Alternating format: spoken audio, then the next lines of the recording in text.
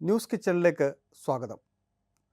അടിമത്തവും അടിമജോലിയുമൊക്കെ ഏതോ കാലത്ത് അവസാനിച്ചുവെന്നാണ് നമ്മൾ ചിന്തിക്കാറുള്ളത്. അത് അധ്വാനിക്കുന്ന മനുഷ്യർ ഭീകരമായി ചൂഷണം ചെയ്യപ്പെട്ട ഒരു കാലത്തിൻ്റെ ചരിത്രമാണ് ഓർമ്മയും. സാങ്കേതികവിദ്യയും ജനാധിപത്യവുമൊക്കെ വികസിച്ച ഈ സൈബർ കാലത്ത് അടിമത്തമെന്നത് ഒരു പഴങ്കഥയാണെന്ന് എഴുതിത്തള്ളാം. എന്നാൽ അങ്ങനെയല്ല കാര്യങ്ങൾ. സൈബർ കാലത്ത് രൂപം കൊണ്ടിരിക്കുന്ന ഭയാനകമായ ഒരു യാഥാർത്ഥ്യമാണ് ഇന്ന് സൈബർ അടിമത്തം. അതിനിരയാകുന്ന യുവാക്കളുടെ എണ്ണം വർദ്ധിക്കുകയാണ്. സൈബർ സ്ലേവ്സ് അഥവാ സൈബർ അടിമകളെക്കുറിച്ചാണ് ഇന്ന് ന്യൂസ് കിച്ചണിൽ പറയുന്നത്. ഇതൊരു സംഭവകഥയാണ്.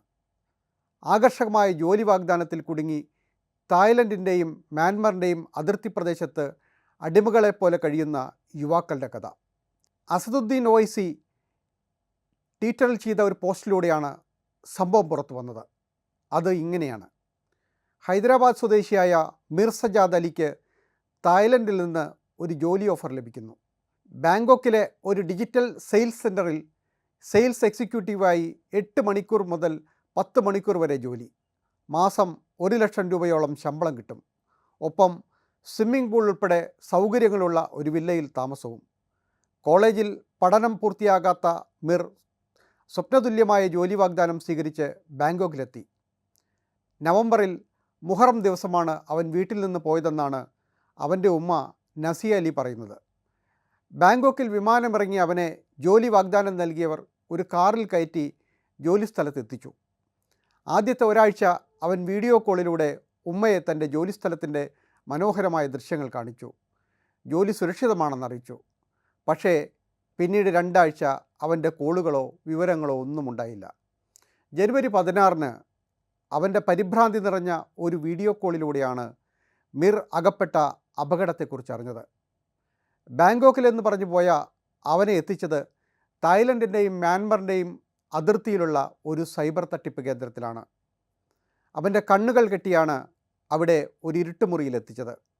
ആൺകുട്ടികളും പെൺകുട്ടികളുമടക്കം നിരവധി പേർ അവിടെ ഉണ്ടായിരുന്നു. ഭയപ്പെട്ട മിർ തിരിച്ചു പോകണമെന്ന് അഭ്യർത്ഥിച്ചപ്പോൾ സൈനിക യൂണിഫോം ധരിച്ചവർ മർദ്ദിച്ചുവെന്നാണ് അവൻ ഉമ്മയോട് പറഞ്ഞത്. രക്ഷപ്പെടാൻ ശ്രമിച്ചാൽ കൊല്ലുമെന്നും ജയിലിലടയ്ക്കുമെന്നും അവർ ഭീഷണിപ്പെടുത്തി. മിർ മാത്രമല്ല, ഹൈദരാബാദിലെ ബഞ്ചാര ഹിൽസിൽ നിന്നുള്ള 2 ചെറുപ്പക്കാർ കൂടി അവിടെ ഉണ്ടായിരുന്നു. 16 ഇന്ത്യൻ യുവാക്കൾ ജോലി വാഗ്ദാനത്തിൽ കുടുങ്ങി അവിടെ എത്തിയവരാണ്. അവിടെ എത്തിയവരുടെ പാസ്പോർട്ടുകളും ഫോണുകളും അവർ പിടിച്ചെടുത്തു. 18 മുതൽ 20 മണിക്കൂർ വരെയാണ് അവരുടെ ജോലി സമയം. ഉറങ്ങാനും ഭക്ഷണം കഴിക്കാനും പോലും വേണ്ട സമയമില്ല.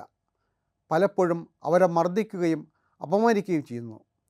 സ്കാം കോളുകളിലൂടെയും സൈബർ തട്ടിപ്പുകളിലൂടെയും പണം തട്ടിയെടുക്കുന്ന ഏതോ അധോലോകത്തിലാണ് ജോലി വാഗ്ദാനത്തിൽ കുടുങ്ങിയ ചെറുപ്പക്കാർ അകപ്പെട്ടത്.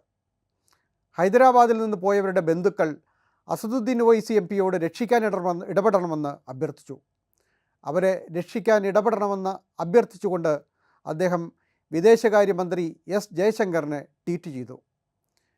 മ്യാൻമർ കേന്ദ്രമാക്കി പ്രവർത്തിക്കുന്ന സൈബർ സ്ലേവറി റാക്കറ്റുകളുടെ പിടിയിലാണ് അവരെന്ന് ഒവൈസി പറയുന്നു. അവരെ ഉപയോഗിച്ച് ഇന്ത്യക്കാരിൽ നിന്നുൾപ്പെടെ പണം തട്ടിയെടുക്കുകയാണ് ചെയ്യുന്നത്. ഇത്തരം സൈബർ തട്ടിപ്പ് കേന്ദ്രങ്ങളിലേക്ക് നിരവധി ചെറുപ്പക്കാരെ മാഫിയ സംഘങ്ങൾ എത്തിക്കുന്നുവെന്നാണ് ഹൈദരാബാദ് പോലീസ് പറയുന്നത്. ചിലരെയെല്ലാം തായ്ലൻഡ് പോലീസ് രക്ഷപ്പെടുത്തി നാട്ടിലേക്ക് തിരിച്ചയച്ചു. പലർക്കും മർദ്ദനമേറ്റിരുന്നു. ഭീഷണിപ്പെടുത്തുകയും അപമാനിക്കുകയും ചെയ്തിരുന്നു. കഴിഞ്ഞ നവംബറിൽ തായ്ലൻഡ് പോലീസിൻ്റെ സഹായത്തോടെ തായ്ലൻഡ് മ്യാൻമർ അതിർത്തിയിലുള്ള ഒരു തട്ടിപ്പ് കേന്ദ്രത്തിൽ നിന്ന് ഇന്ത്യ സർക്കാർ 370 പേരെ ഇത്തരത്തിൽ രക്ഷപ്പെടുത്തി. 55 പേർ ആന്ധ്രാക്കാരായിരുന്നു.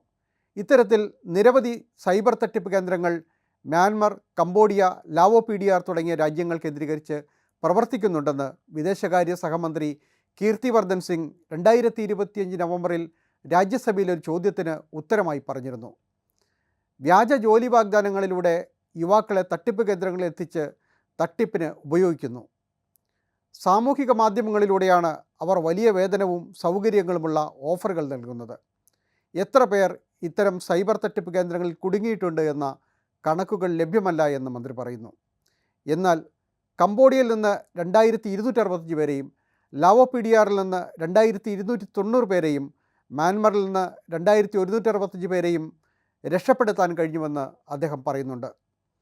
ഇത്തരം തട്ടിപ്പുകൾക്കെതിരെ ജാഗ്രത പാലിക്കണമെന്ന് മുന്നറിയിപ്പ് നൽകുകയും ചെയ്യുന്നു. സൈബർ സ്ലേവറി ഒരു യാഥാർത്ഥ്യമാണെന്ന് അന്താരാഷ്ട്ര തലത്തിൽ പ്രവർത്തിക്കുന്ന വിദഗ്ധരും വ്യക്തമാക്കുന്നുണ്ട്. നോക്കൂ, മുതലാളിത്തത്തിൻ്റെയും സാങ്കേതികവിദ്യയുടെയും വൻ കുതിച്ചുചാട്ടങ്ങളുടെ കാലത്തും അടിമത്തം അവസാനിക്കുന്നില്ല. തൊഴിൽ ചെയ്യുന്നവർക്കെതിരായ കഠിനമായ ചൂഷണങ്ങളും തുടരുകയാണ്. അത് പുതിയ രൂപത്തിലാണെന്ന് മാത്രം. സൈബർ കാലത്ത് അത് സൈബർ സ്ലേവറിയായി മാറിയെന്ന് മാത്രം.